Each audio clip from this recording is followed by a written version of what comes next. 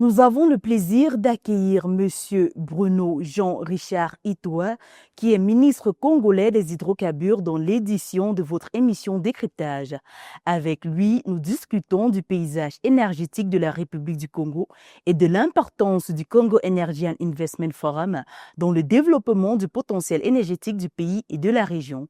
Monsieur Itoa, bienvenue chez Africa 24. Que représente le Energy and Investment Forum pour le Congo? Aujourd'hui, nous pensons qu'on a toujours le potentiel pour attirer au niveau de l'exploration. Nous avons le potentiel pour attirer au niveau des champs en production, notamment les champs marginaux. Nous avons des horizons nouveaux qui ne sont pas encore développés, comme la mer très profonde, comme nous avons un bassin continental à l'intérieur du pays, dans les zones marécageuses qui ne sont pas encore développées. Nous avons les champs marginaux, les champs en fin de vie que nous pouvons proposer parce que les grandes compagnies pétrolières, à ce moment-là, ne veulent plus continuer à investir.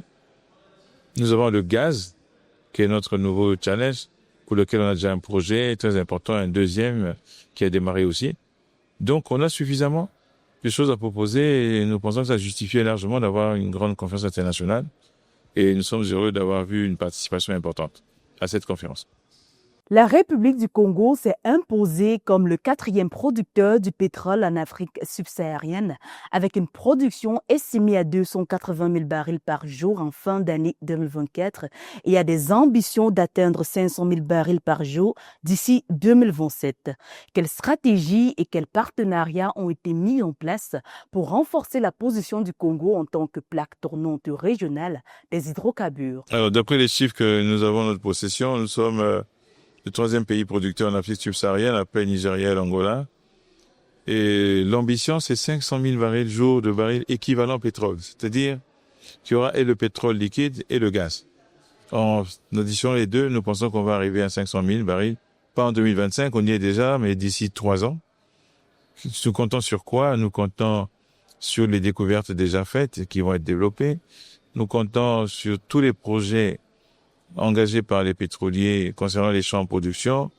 Et il y en a qui ont des ambitions d'augmenter la production de 40-50%, voire au-delà. Nous comptons sur les champs marginaux, comme je l'ai dit, qui peuvent être développés et générer des réserves additionnelles importantes.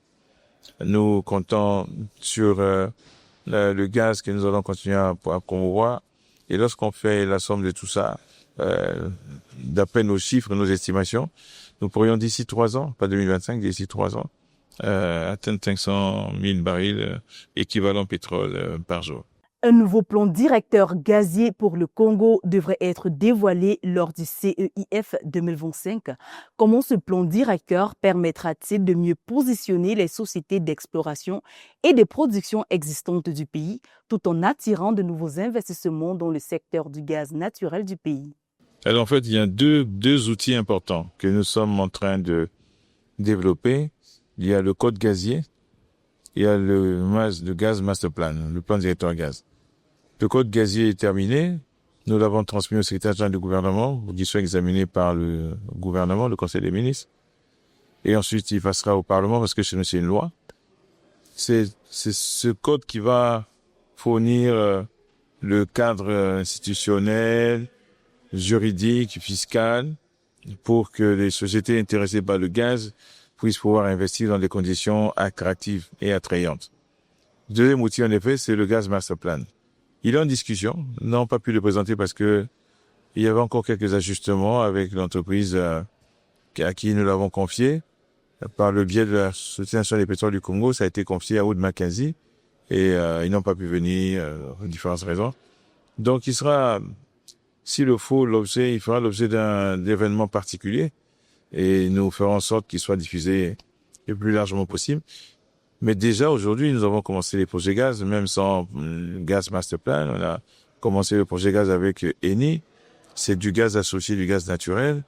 Sur Marine 12 et sur un champ qui est à terre qui s'appelle Bundi.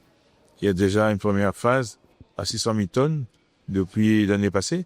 Il y a une deuxième phase qui va démarrer en décembre. On va passer de 600 000 tonnes à 3 millions de tonnes. Nous avons un deuxième projet de gaz avec Wingwa. Donc, oui, même sans gaz master plan, nous pouvons travailler. Le gaz master plan Il doit donner une feuille de route à moyen terme, sur 2-3 ans.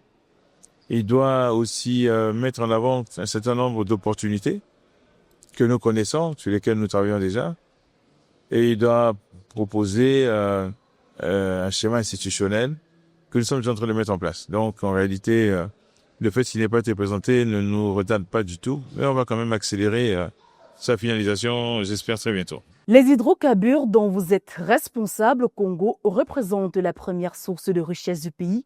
Cependant, comment le pays s'y prend-il pour se protéger des baisses des investissements dans les hydrocarbures alors que le discours international sur le climat recommande le désinvestissement dans les combustibles fossiles? Alors, c'est vrai, un grand débat au niveau international sur la transition énergétique. Pour beaucoup de gens, pour certaines personnes, on va dire, la transition énergétique, ça veut dire qu'on va abandonner les énergies fossiles pour passer aux énergies renouvelables. Abandonner. Mais en réalité, lorsqu'on regarde les données, on se rend compte, les données présentes, les données futures, on se rend compte que on peut pas abandonner les énergies fossiles, pas avant 40 ans. On pourra pas.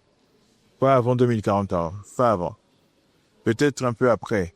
On pourra réduire. Pour l'instant, on peut même pas réduire. Si on réduit les investissements dans le secteur pétrolier et gazier, il n'y aura pas assez d'énergie pour les besoins de fonctionnement de l'économie mondiale.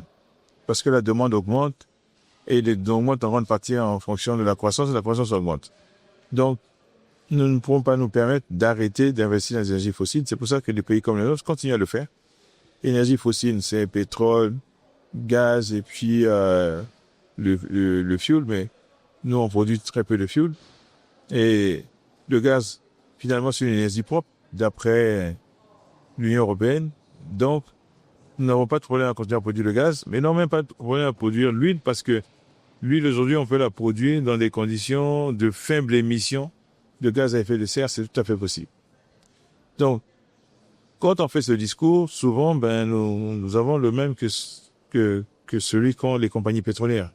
Ils disent la même chose. Ils disent, si on réduit seulement les investissements, les prix vont augmenter et les prix des produits finis. Et le monde ne pourra pas supporter ça sur le plan économique. Donc, on a le même discours, et comme on a le même discours, ce qui reste à faire pour les convaincre d'investir, c'est d'offrir le meilleur cadre. Le cadre de travail, le cadre juridique, le cadre fiscal, mais aussi la paix, la sécurité. Et si, sur la base de ce cadre-là, il y a des projets intéressants à haut potentiel, eh ben, ils vont investir, et c'est ce qui se passe. Depuis 3 ans, les investissements au Congo dans le domaine pétrolier augmentent. Depuis 2 ans, la production augmente.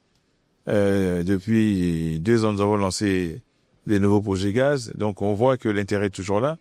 Et il faut continuer à travailler pour rendre toujours le pays plus attractif, l'industrie plus attractive, et leur apporter le soutien, les garanties nécessaires pour qu'ils puissent être rassurés et investir chez vous. En tout cas, pour l'instant, ça a l'air de marcher. Ces dernières années, le pays a également mis en œuvre un certain nombre d'initiatives visant à diversifier sa matrice énergétique et à accroître la part des énergies renouvelables. Parlez-nous de ces initiatives. Bon, en effet, on a fait beaucoup de choses. Je dirais, l'une des plus importantes qu'on ne sait pas assez, c'est d'avoir pris un décret en 2007 interdisant le torchage du gaz. Ça, peu de pays ont fait ça. Alors, ça n'a pas bien marché parce que nous n'avions pas de solution de valorisation du gaz suffisamment convaincante pour que les pétroliers s'y engagent. Donc, jusqu'en 2022, on a dû autoriser à titre exceptionnel les pétroliers à torcher et ça ne convenait pas au président. On a pris un décret en 2022 qui a renforcé le premier avec des pénalités, avec des mesures coercitives. Mais ce que nous voulons, c'est pas l'argent. Ce que nous voulons, c'est que le gaz soit valorisé. Donc, c'est pour ça que nous envisageons de créer un office congolais du gaz. C'est un office qui sera en charge de faire ce que les pétroliers ne veulent pas faire dans le gaz. Donc ça fait partie des initiatives. Les initiatives, il y a ce code gazier dont j'ai parlé, il y a ce gaz master plan dont j'ai parlé. Nous avons aussi choisi de développer le contenu local, c'est très important. On a fait une très grande conférence l'année dernière, on va en faire une nouvelle en octobre, qui sera une conférence africaine sur le contenu local. D'ailleurs, qu'on appelle maintenant le African Content, et non plus le Local Content. Et nous allons mettre en place une plateforme une plateforme de suivi du contenu local qui permettra d'avoir toutes les informations afin d'évaluer le respect des textes dans ce domaine-là et s'assurer que effectivement les locaux bénéficient de cette opportunité que constitue l'industrie du pétrole et du gaz. Mais nous avons dans le même temps décidé de prendre une nouvelle loi sur le contenu local, une loi cadre, pour revoir un peu tous les textes qu'on a pris, on en a beaucoup pris, et qui ne portent pas beaucoup d'effets. Nous avons l'intention de revoir le code des hydrocarbures dans la dernière version de la 2016 pour être sûr qu'il soit le plus attractif possible. Donc vous voyez, on prend beaucoup d'initiatives de façon à favoriser l'investissement, de façon à attirer l'investissement, de façon à le maintenir pour ceux qui sont déjà là. Merci de nous avoir suivis et restez à l'écoute d'Africa 24 pour le meilleur de l'actualité africaine en streaming et en replay sur notre site africa24tv.com et sur tous nos réseaux sociaux.